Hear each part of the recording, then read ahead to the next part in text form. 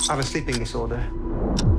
I can't tell the difference between my waking life and dreams. Hello, and welcome to I'm curious about which appeal you to the most, the powers that make the character heroic or the flaws that make him human? Definitely for me, I was most interested in the flaws that make him human. You know, I think generally superheroes are only as interesting as their vulnerability. Superman is interesting because of Clark Kent, to me, not because of his superpowers. I love that, you know, the way that you get to know who Moon Knight is through the eyes of Stephen Grant. You're brought into a world that he's not aware of and slowly comes to realize that he is not in control of his own life. I found that really interesting.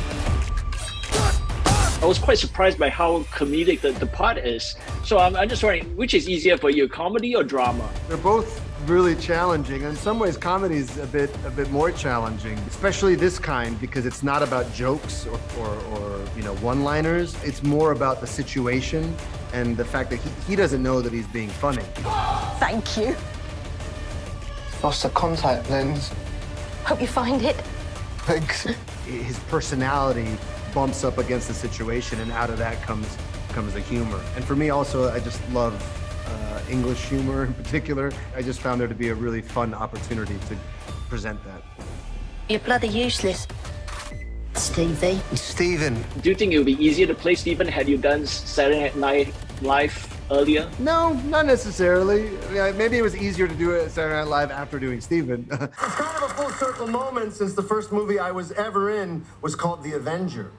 Not The Avengers. It's a different kind of humor. It's one that's based in more of the situation because he's crazy or doing something really out there. Was there any discussion to play Stephen or Mark with a beard? Because you're so well, your beard is so famous. Thank you for all the beard love, man.